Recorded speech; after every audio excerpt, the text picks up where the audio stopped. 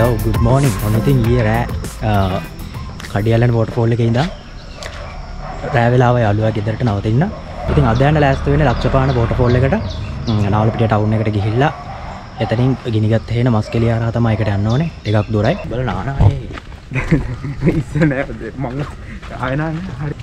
උඩට චුට්ටක් දුර තියෙන්නේ. ඔමිනි ඩිරෙක්ෂනල් කියලා කියන්නේ ඒකට. හරියට තමයි. ඕන් පැත්තකට පුළුවන්. නෑ එක පැත්තකින් එන්නේ විතරයි.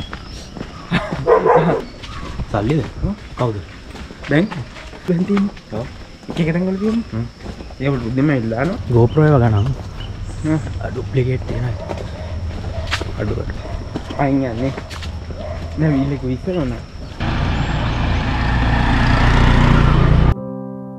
හරියටම නාවලපිටිය ටවුන් එකට ඒ වෙලාවේ වැටුණු මේ ඉර එළිය මේ සීතලත් එක්ක තිබුණේ පුදුමාකාරයේ අමුතු නිදහසක්.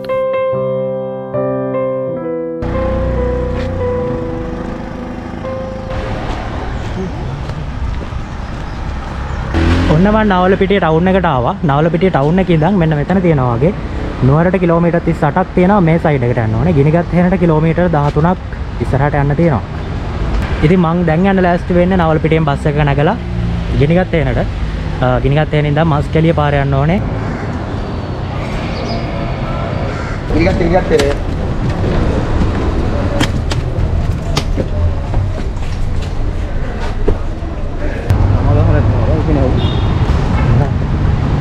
ගිනිගත් හේන බස් නවතුම් පොර.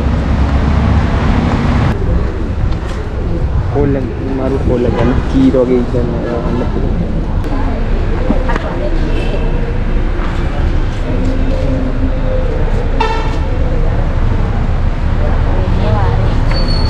මම දැන් ඉන්නේ ගිනිගත් හේන බස් ස්ටොප් එකේ. මෙතනින් යන්න ඕනේ ලක්ෂපාන පැත්තට මස්කෙලිය බස් එක ගනගලා. මම බස් එකක් තාම ඇවිල්ලා නැහැ. බස් එක ආවම අපි මෙතනින් පාරට යමු. වෙලාව උදේ හරියටම අතාමාරයි.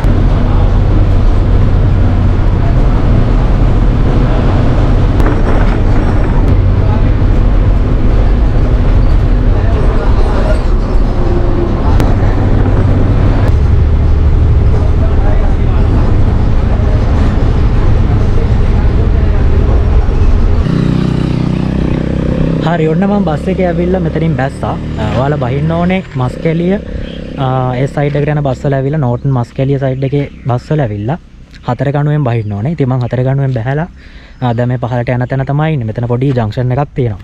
මෙතන බෝඩ්ස් දාලා තියෙනවා ලක්ෂපාන දියැල්ල කියලා. කිලෝමීටර් 2ක් පහළට යන්න තියෙනවා. මේ පහලින් දියැල්ල පේනවා. මම ඈතින් එද්දි දැක්කා. මෙන්න මේ පාරෙන් පහළට තමයි දිගටම යන්න ඕනේ. වටේ view එක තියෙන්නේ මේ විදිහට. මෙතන කලින් කිව්වා වගේ චූටි ජංක්ෂන් එකක් තියෙනවා. ඉතින් දැන් මෙහෙමම පහළට යන්න ඕනේ කිලෝමීටර් 2ක්. අපයින් තමයි යන්න වෙන්නේ.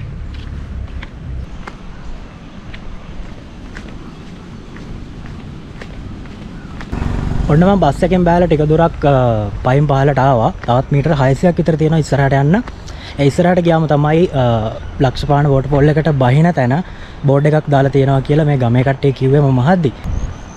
ඉතින් වටේ view එක මාරම ලස්සනයි. මෙන්න මේ ඉස්සරහින් තියෙනවා ගොඩක් උසට ලොකු කඳු කීපයක්. මෙන්න මෙතනින් ඔයාලට පේනවා ඇති. මේවා පේනට වඩා සෑහෙන උසයි, සෑහෙන ලොකුයි.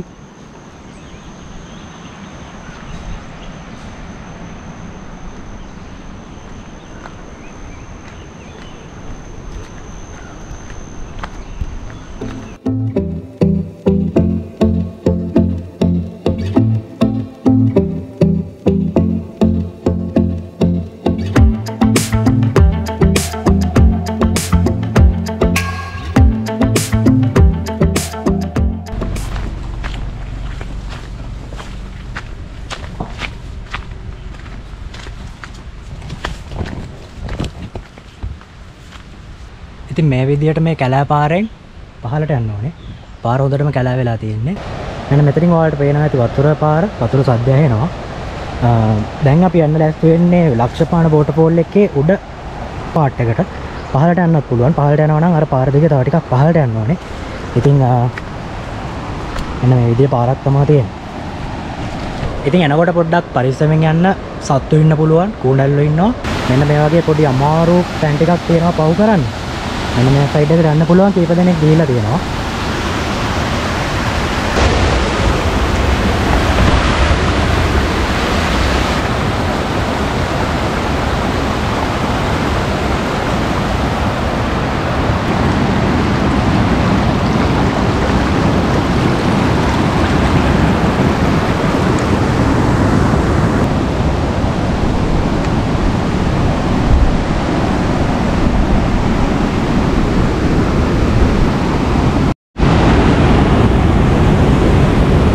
දැන් ලක්ෂපාන වෝටර්ෆෝල් එකේ උඩටම ඇවිල්ලා ඉන්නේ.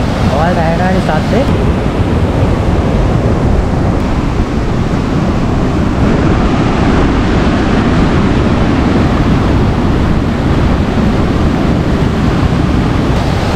මෙතන මාරම ලස්සනයි. ගොඩක් ලස්සන view එකක් තියෙනවා. මෙන්න මේ සයිඩ් එකේ ඉඳන් තමයි වතුර එන්නේ. අද වතුර පොඩ්ඩක් අඩුයි කියලා කිව්වා. ලස්සන නැති නිසා.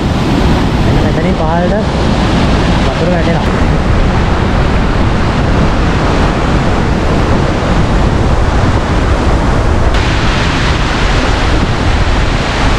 මෙන්න මේ පහළින් පේන්නේ දියැලේ වතුර වැටෙන ඒරියා එක. මෙතනිනුත් වතුර යනවා. එතකොට මෙතනිනුත් පහළට වතුර වැටෙනවා. මේ ඈතින් මාරම ලස්සන කඳු ටිකක් පේනවා. මං ආව පාර දිගටම තියෙන මේ කන්ද අයිනේ.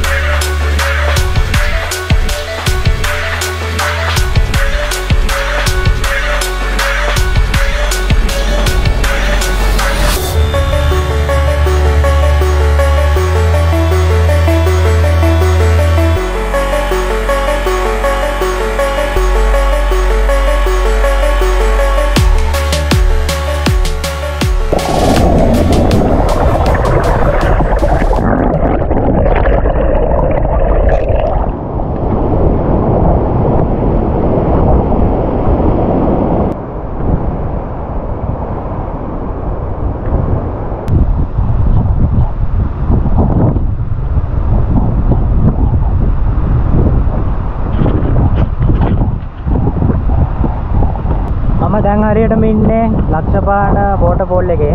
පොඩ්ඩක් යන්න අමාරු ගලගාව. මෙන්න මේ ඉස්සරහට යන්න පුළුවන්. පොඩ්ඩක් උලංසර වැඩි ඉස්සරහට යන එක පොඩ්ඩක් ඩේන්ජරස්. මෙන්න මෙතනින් පේනවා ඔයාලට වතුර වැටෙනවා පහළට. මේ පහළ චූටියට පේනවා ඇති මිනිස්සු කීයද තමයි පල්ලෙන් බලන්න වෙන්නේ ඉන්නවා. හරි ඉතින් මේ වෝටර්ෆෝල් එකට එන විදිහ ඔයාලට කියනවා නම් ඔයාලා එන්න ඕනේ නවලපිටිය ගිනිගත් වෙන පැත්තෙන් එන්නත් පුළුවන්. එතකොට කොළඹ ඉඳන් අවිස්සාවේල්ල හරහා එන්නත් පුළුවන්.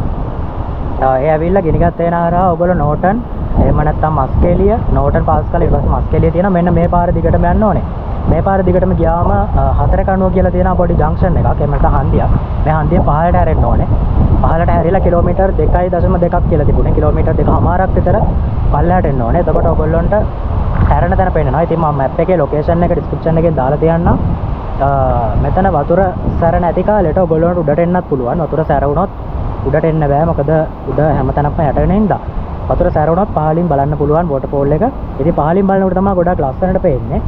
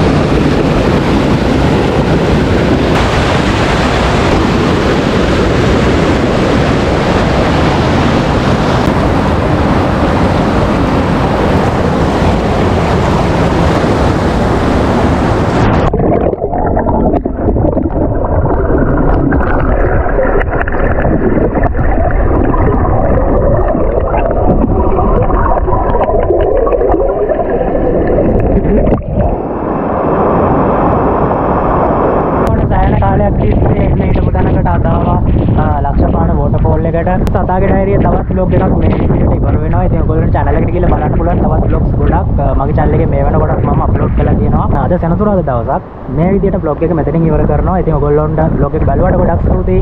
තවත් අලුත් දේවල් ගොඩක් ඉස්සරහටත් බලන්න තියෙනවා. ඉතින් subscribe කරලා එකතුලා ඉන්න. see you guys bye. අපි තවත් දේවල් ගොඩකින් ඉස්සරහට ආයෙමත් හම්බෙමු.